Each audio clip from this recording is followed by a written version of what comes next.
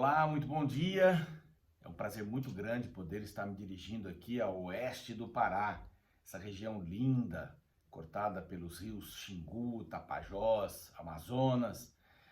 Gente bonita, aguerrida, animada. Eu gosto muito do norte do Brasil.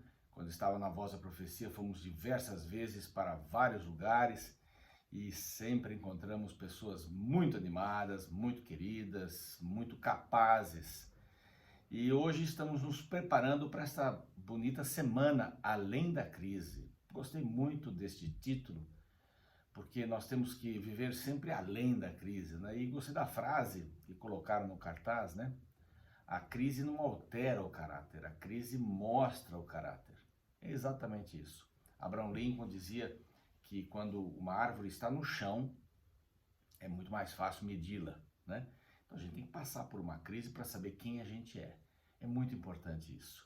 Então nós estamos tendo uma oportunidade extraordinária para conversar com as pessoas estão buscando estudar a palavra, saber o que está acontecendo, e a palavra de Deus tem uma resposta para esse momento que nós estamos vivendo, para esse momento que nós estamos passando. Agradeço muitíssimo o convite da administração do campo. Eu tenho certeza absoluta que todos estão bem envolvidos. Falo aqui para pastores, meus colegas, falo aqui para líderes que dedicam uma boa parte do seu tempo, se não as 24 horas, né, para a pregação da palavra. Eu estou aqui em São Paulo, sou pastor aqui do Morumbi, é uma região muito boa, muito gostosa, muito próspera também, e temos um desafio grande de entrarmos nas casas, que na realidade são apartamentos, né? Aqui nessa região. Muitos apartamentos, muitos prédios, muitos condomínios. E esse é o desafio da palavra. Estamos fazendo o nosso trabalho e você também está fazendo o seu trabalho aí. Bom, já disse que estou honrado para poder falar para você essa semana, né? Todas as noites, às 8 horas, eu acho que vocês já sabem, já estão aí bem a par, né, do que vai acontecer todas as noites, o que irá acontecer, dos processos todos, né, do cartão de acompanhamento, do WhatsApp, do número do WhatsApp 93, né, o código é 9913-68691. E através desse número as pessoas podem fazer seus contatos, seus pedidos, suas perguntas também. E eu creio que todos vão estar aí à disposição para poder visitar essas pessoas, entrar em contato com essas pessoas. E eu tenho absoluta certeza que Deus vai mover o seu espírito entre nós. Eu estou gravando aqui da minha casa, isso aqui não é um estúdio, isso é um pedacinho da minha casa, do meu apartamento aqui. Na realidade não tenho todo o equipamento que a Novo Tempo teria, não é? Eu gravo lá o programa Reavivados por Sua Palavra, vai ao ar todas as manhãs às 6 horas. Nesse período aqui de pandemia ele reduziu um pouquinho o tempo para 5 minutos, de segunda a sexta. A partir do Salmo 90, nós vamos estar fazendo sábado e domingo, no período normal, né? Que são 30 minutos ou 26 minutos de gravação e música, tá bom? Então espero que você me acompanhe todos os dias pela Novo Tempo. É um horário gostoso, bem cedinho, e muita gente aqui, as pesquisas que são feitas em São Paulo, que muita gente está assistindo, é um dos programas que aparece entre os primeiros 10, as pessoas procuram a Palavra de Deus. E eu aqui como pastor, estou dando estudos bíblicos pela internet, pelo Zoom, pelo StreamYard e por outros também, e as pessoas querem estudar a Palavra, Eu queria considerar com você, nesses minutos que a gente tem, alguma coisa que me encanta muito. Eu gosto muito do Evangelho de Mateus. Mateus, para mim, é um dos evangelhos mais gostosos, fala do reino. Mateus é aquele que escreveu para os judeus, aquele que coloca uma genealogia para os judeus entenderem que Jesus vinha da linhagem de Davi, né? Desde Adão passava por Davi, porque esta era a promessa de Deus para o povo de Israel. O Messias viria de Davi. Então ele tem essa mente judaica, podemos dizer assim.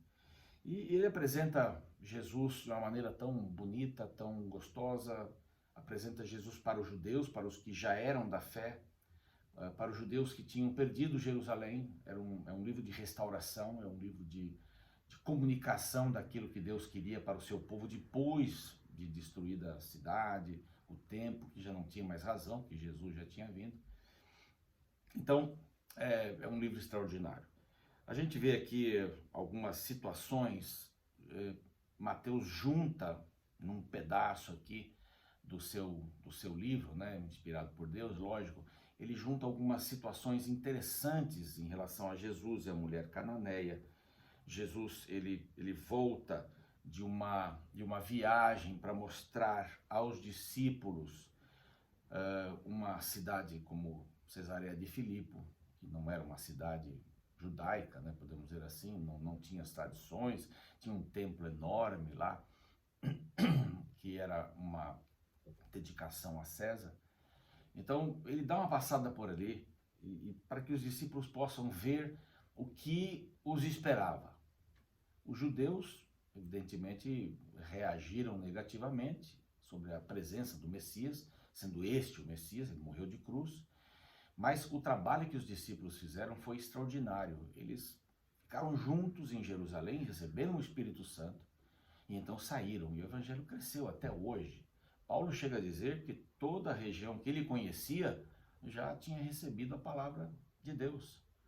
Então, o esforço que eles faziam após a ressurreição de Cristo, dirigido pelo Espírito Santo, era recompensado em número de pessoas que se convertiam, né? Várias citações para isso, e o evangelho começou a propagar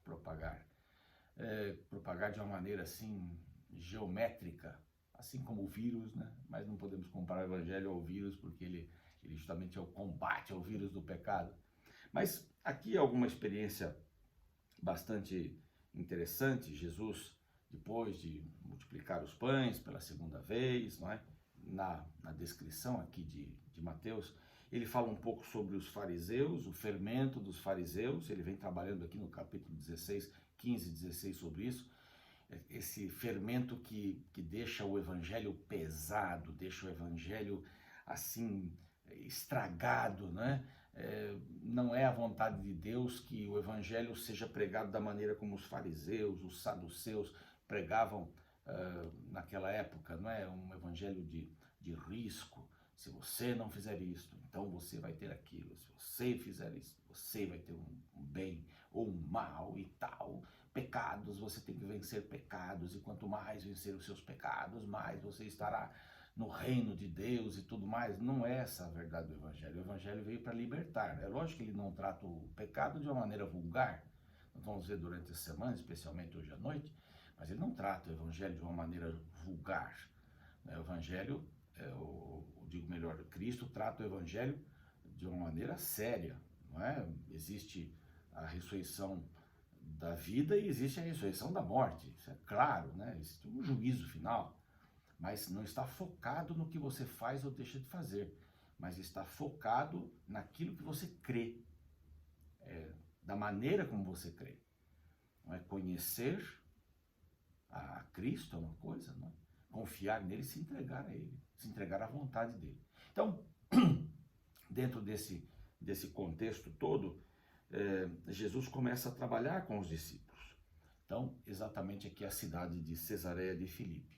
Bom, você sabe, eu estou em casa aqui, não tem uma acústica perfeita, então, de vez em quando vai sair um barulho por aí, até um cuco que eu tenho aqui em casa, poderá cantar. Estou fazendo de tudo para ele não cantar, escurecendo o local, que daí o cuco não canta, né? O relógio cuco. Mas pode haver aí um barulho de uma britadeira, alguma coisa. Nós não vamos parar, vamos seguir aqui, porque assim, você está na sua casa, eu estou na minha casa e a gente está vivendo nessa situação toda. Bom, Jesus então sai de Cesareia de Filipe. Ali em Cesareia de Filipe havia uma gruta onde começava o Rio Jordão, e eles adoravam o deus Pan, naquela gruta. Havia um templo enorme de mármore que brilhava à noite quando os artoches eram colocados ali, as tochas eram colocadas. Ele era visto a distância muito grande, né? O brilho dele era visto a essa distância. Herodes fez essa cidade e esse templo por causa de César, mas colocou o seu filho aqui no meio, né? Filipe era seu filho, Cesareia de Filipe, uma cidade muito encantadora. Então Jesus, indo para os lados de Cesareia de Filipe, capítulo 16 de Mateus, verso 13, indo para os lados de Cesareia de Filipe, perguntou aos seus discípulos: Quem diz o povo ser o filho do homem? É uma pergunta importantíssima. Estive fazendo evangelismo no Japão e perguntando para alguns jovens na rua, lógico, com tradução, né, a respeito de Cristo. Alguns não tinham a menor noção de quem era Jesus. Na menor noção. Menos de 1% do Japão é composto de cristãos de diversas denominações. Você não encontra igrejas com cruzes, você encontra muitos templos pequenos em vários lugares que adoram os mortos, os antepassados e tudo mais. É interessante a maneira como eles adoram ali. Mas essa é uma pergunta clássica, né? O que diz o povo ser o filho do homem, né? O que as pessoas estão fazendo? Alguns dizem que essa foi uma das primeiras pesquisas de opinião pública do cristianismo. Não encaro dessa maneira, né? Não foi uma pesquisa pública, embora tenha sido uma pergunta, toda pergunta é uma pesquisa, né? Claro. Mas o que o povo está falando de mim por aí? Quem eu sou para as pessoas? Vocês captaram isso? Então aqui tem uma coisa muito importante para a gente aprender. É que é importante ou é necessário, tiro a palavra importante aqui, coloco necessário, você saber o que as pessoas pensam. Então eu moro numa cidade aí como, sei lá, Piracanã, é isso mesmo? O que as pessoas dessa região, elas sabem de Jesus? Ou de Rurópolis? Você já perguntou para elas? Ou você já parou para pensar como é que são essas pessoas? Porque tem uma coisa interessante. Cada cidade, cada povoado, cada bairro, podemos dizer assim, tem uma alma. Me entendam bem essa expressão alma. Tem um senso de ser, tem um comportamento, tem um contexto. Não é? As cidades que surgiram por causa do ouro, as cidades que surgiram por causa das matas, da madeira, as cidades que surgiram por causa de uma empresa que vai para lá, então todos trabalham para a empresa até ela quebrar e todo mundo ficar sem trabalho, né? Ou vão plantar, vão colher ali o que plantaram, vão trabalhar com pecuária. Então cada cidade tem uma história econômica, evidentemente, cada cidade tem uma história espiritual, religiosa, né? Quem começou ali, como é que foi. Então, qual o pensamento da cidade? Os colégios ensinam o quê? Os colégios têm uma filosofia, uma linha em que direção. Então é importante saber quem é a cidade. Eu estou usando aqui o termo quem, porque a cidade parece que é uma pessoa. Então Jesus fez aqui uma pergunta muito importante. Quem o povo diz que eu sou? O que eles estão falando de mim? Como é que eles pensam a meu respeito? Bom, não sabem nada a meu respeito. Não, eles estão dizendo que vocês são crentes aí.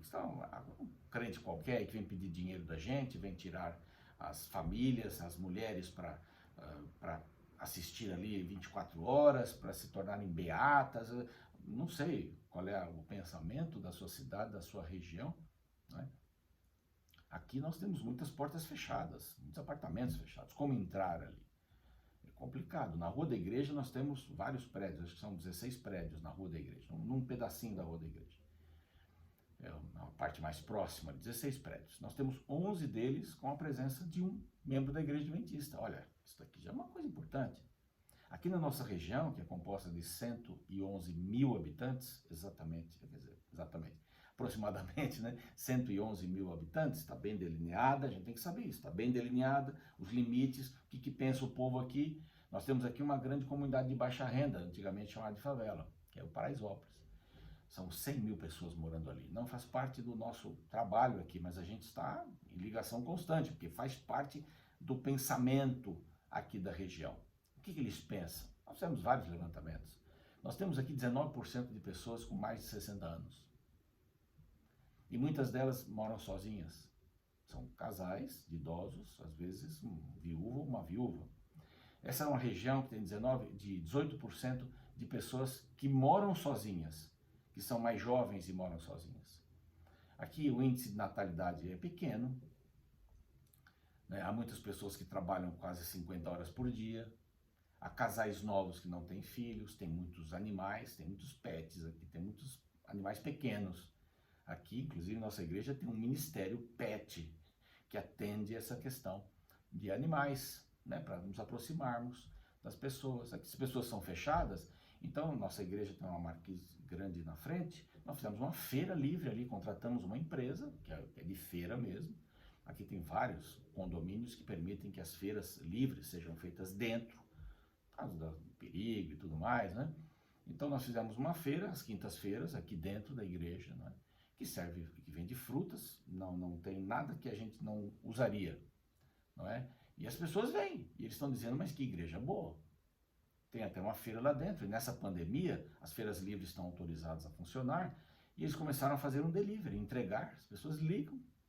Então nós temos um movimento ali, as pessoas vêm até a igreja, eu faço um presépio todo final de ano, e na época que a gente tem aqui um congresso de criacionismo, eu coloco os animais ali também, faço uma maquete enorme ali com uns 300, 400 animais, e as pessoas vêm e passam por ali. É o jeito que nós encontramos de nos aproximarmos das pessoas, e elas vêm, as crianças vêm. Quer dizer, qual é a sua necessidade? Como é que funciona o seu município, o lugar? Agora, nesta crise, a gente acha que isso é um bairro que não vai ter gente que vai precisar de uma cesta básica. Esse foi um momento que nós descobrimos que tem muita gente profissional liberal. Nós temos aqui psicólogos que não têm mais clientes e não tem mais fonte de renda. Então a igreja se apresenta. Então o que a igreja pensa de mim? Eu vou mudar um pouquinho a pergunta aqui. O que as pessoas pensam da sua igreja? Porque se nós precisamos seguir os passos de Jesus, acompanhe comigo esse pensamento.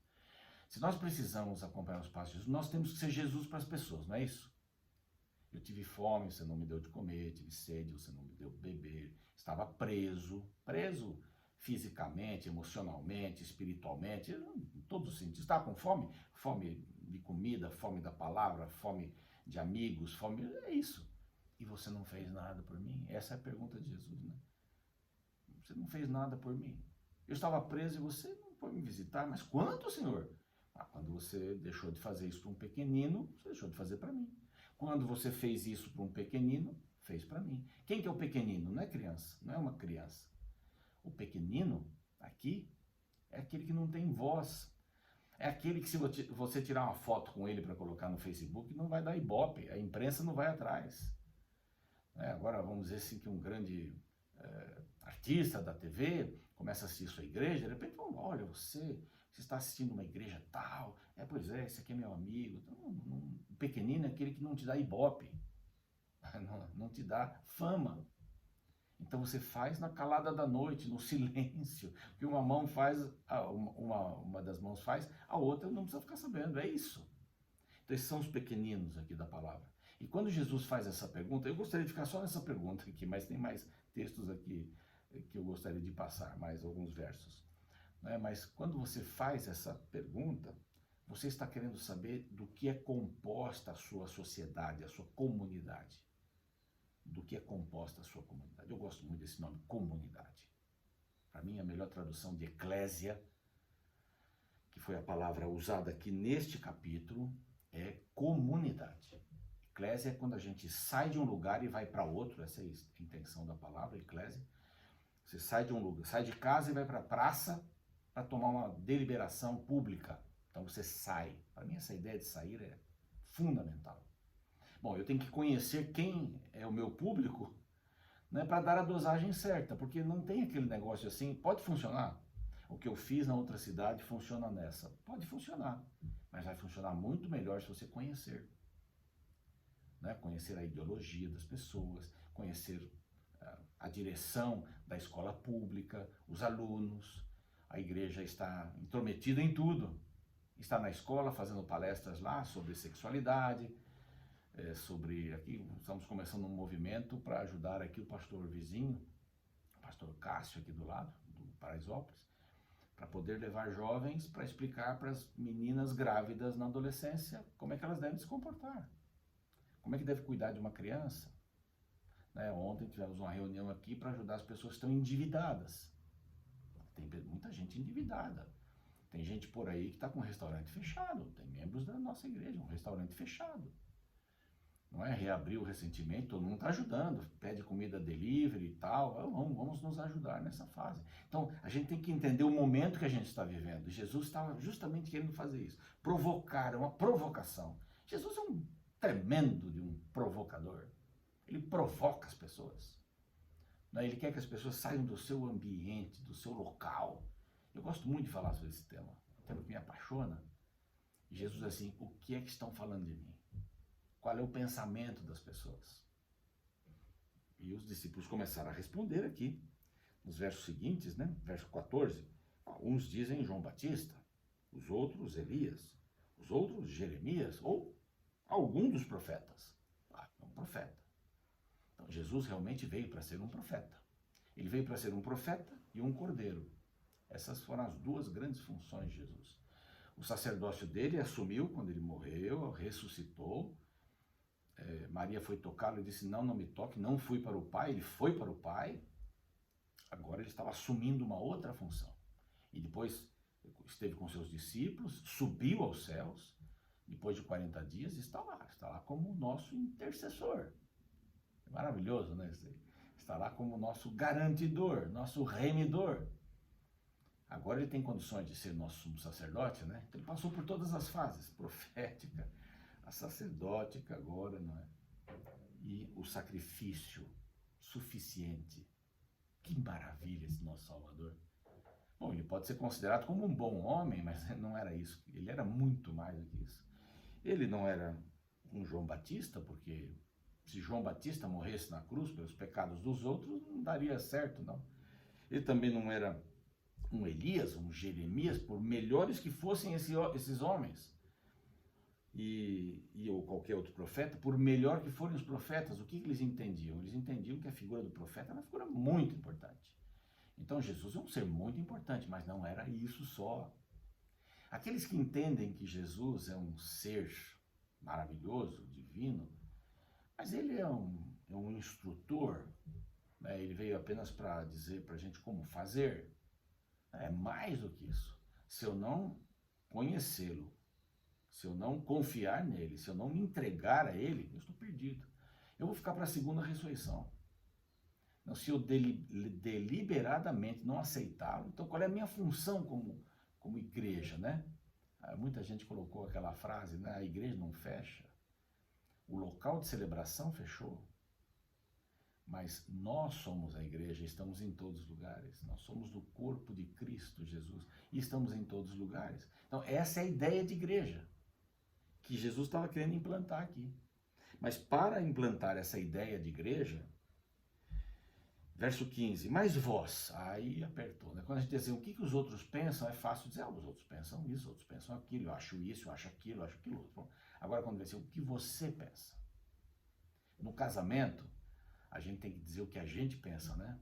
Eu aceito a fulano, eu aceito e não quero ninguém mais na minha vida, eu aceito esta pessoa, vou ser fiel a esta pessoa na alegria, na tristeza, na juventude, na velhice, na riqueza, na pobreza, na saúde e na doença. Não importa, eu sou fiel a essa pessoa, né? O que você pensa. Então aqui vem a pergunta, e vocês? Quem dizem que eu sou? Então aqui tem dois aspectos. Jesus está querendo saber o que as pessoas de fora pensam e as pessoas de dentro pensam. São duas coisas. Então, para que uma igreja, uma comunidade cristã adventista possa trabalhar numa região, ela tem que entender quem é, eu vou usar essa expressão, eu já disse que é uma alma, é uma pessoa, é um ser, a cidade, o município, a região, a vila. Quem é essa vila? Mas também tem outra pergunta, e quem é a igreja? Quem é a igreja? Quem somos nós? O que nós podemos dar para essas pessoas? Como o evangelho pode ser efetivo na vida destas pessoas? Então, essa é a pergunta de Jesus, que é uma pergunta para nós. Como é a nossa igreja? O que nós podemos dar para as pessoas? Não é? Uma visão integral do evangelho não passa só por uma série de estudos bíblicos, o batismo e tchau, valeu, toca a sua vida. Não. Vem o discipulado, vem os pequenos grupos, vamos estar ali ligados pela fé em Cristo Jesus, salvos pela graça em Cristo Jesus, vamos estar juntos. Vamos lá, você tem este dom, você tem aquele outro dom, você tem o outro dom, nós vamos agora fazer parte do corpo de Cristo e vamos para cima, vamos para cima. O que nós podemos dar para essa cidade? Na crise a gente tem uma porção de coisa, olha, vamos arrumar comida para esse povo, pronto. É isso que nós vamos dar para a cidade? Vamos lá, eu consigo isso, eu consigo aquilo, eu tenho uma fazenda, arroz eu dou aquilo, tal, eu tenho um gado, eu posso dar leite, eu posso dar... O que eu posso fazer? Posso dar dinheiro, eu posso dar trabalho. Olha, não tenho dinheiro, não tenho trabalho, eu vou ajudar. Não é um trabalho formal, eu vou ajudar. Eu vou carregar o piano, eu vou tocar o piano, eu vou cantar. Não tem lugar para todo mundo, tem lugar para os cílios, né? Tem lugar para o cabelo, tem lugar para o queixo, tem lugar para os dentes, tem lugar para as unhas, tem lugar para todo mundo. Esse é o corpo de Cristo, a igreja está em todos os lugares. Onde você vai, você leva a igreja, você é a igreja. Então o que fazer agora? Essas pessoas estão famintas. Bom, eu sei quem são as pessoas, sei quem nós somos, duas perguntas de Cristo. Cristo queria provocar. Cristo é um provocador, eu já falei. Aí houve um silêncio, eu acho. Isso aqui é minha visão. Houve um silêncio. E quem vocês acham que eu sou? Vou me expor? Pedro se expunha sempre.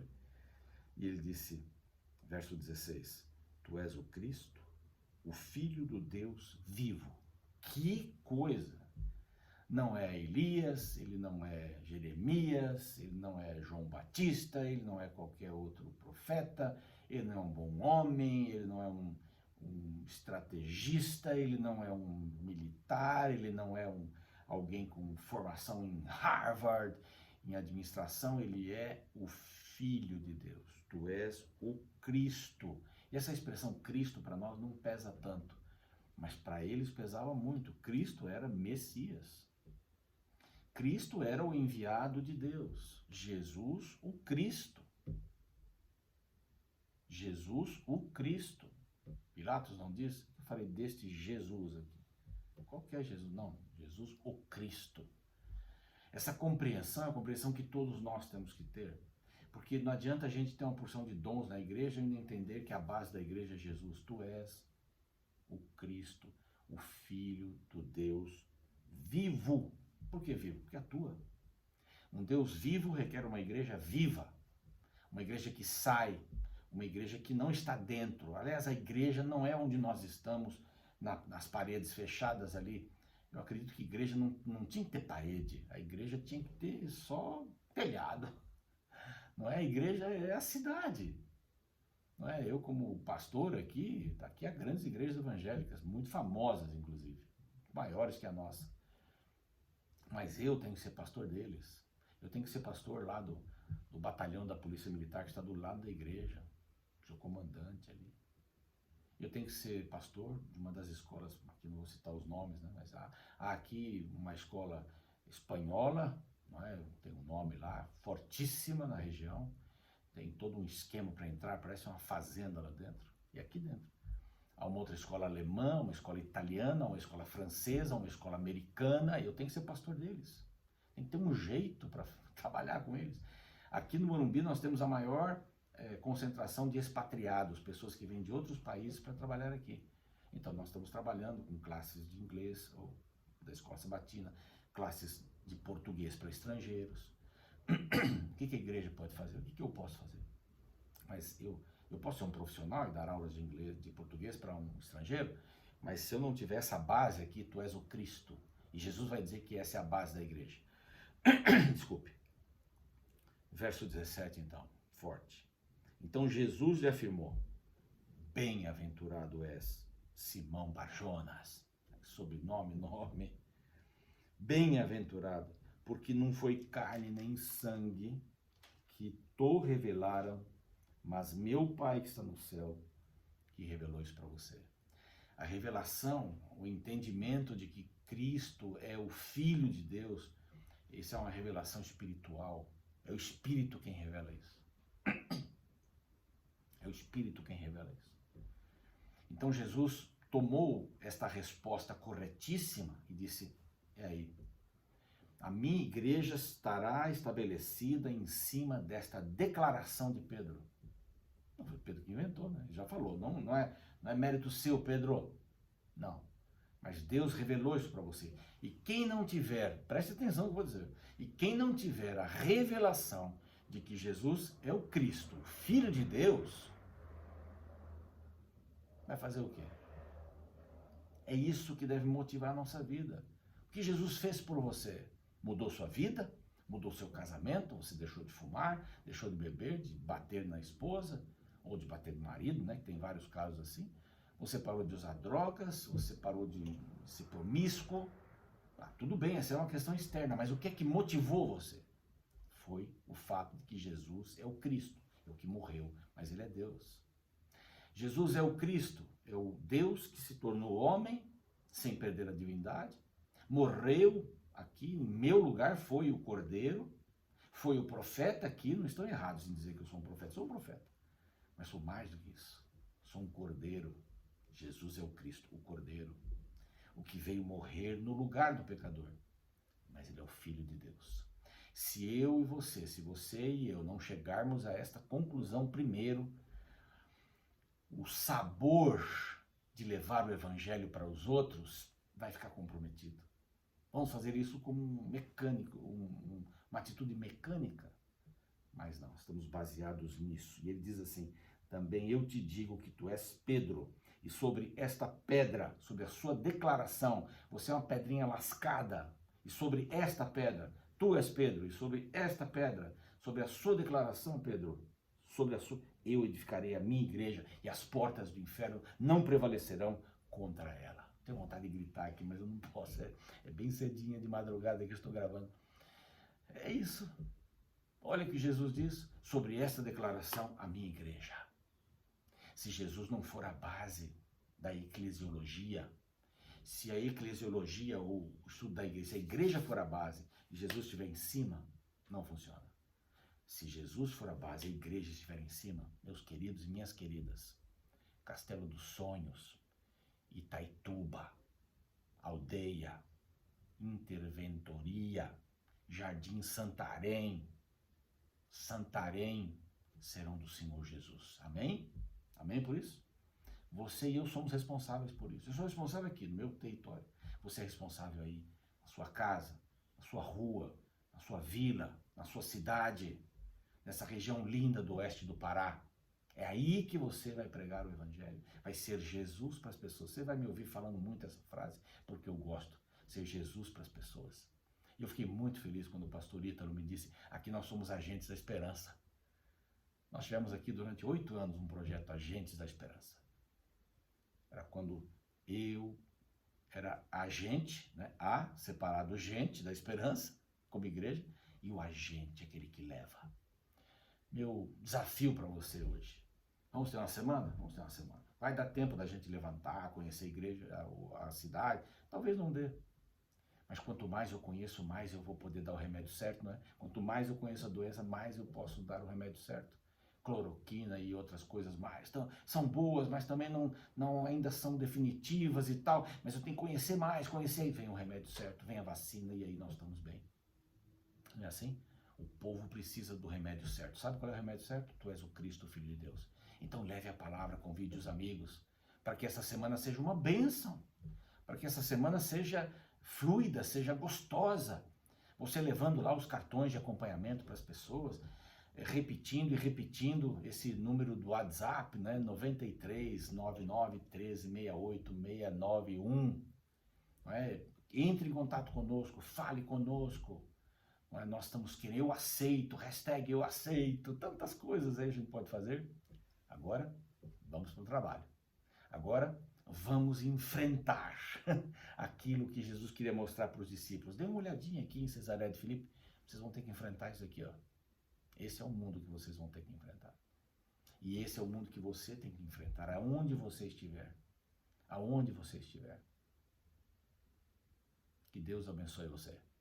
Eu queria fazer um apelo para você. Você está em sua casa, talvez alguns estejam numa igreja pequena, não sei, mas você está em sua casa e hoje é o dia de eu dizer assim, Senhor, conte comigo. Eu sou pequeno, eu sou com a visão curta, mas eu quero ter esta base. Tu és o Cristo, o Filho de Deus.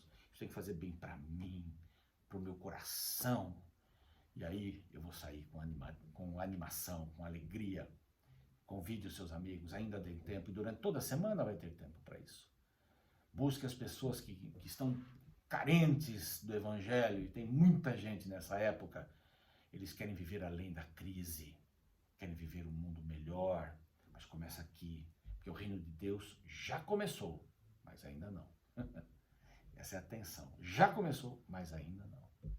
Você, pastor, meu amigo, você que faz parte da administração do campo, você que está aí como líder da igreja, líderes extraordinários que trabalham muito, você que é uma irmã dedicada, um jovem dedicado, vista a camisa, Jesus é o Cristo, o Filho de Deus. E saia para movimentar os corações.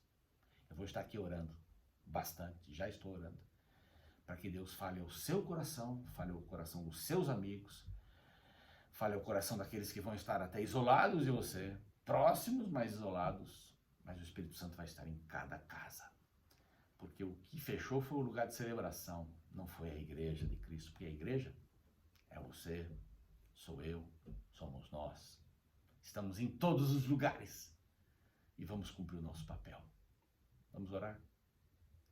Pai bondoso, que cada um tenha uma decisão muito positiva em relação a este convite de Cristo, para que possamos ter esta declaração em nosso coração, ter esta declaração como base, a declaração de Pedro como base para a nossa eclésia, para a nossa comunidade cristã, e que possamos mostrar este rosto de Jesus, mesmo à distância, a cada noite dessa semana, durante o dia, comentando, falando, ligando, escrevendo para os vizinhos, gritando de longe, para que eles saibam que o Evangelho estará sendo pregado e que nós podemos viver além da crise.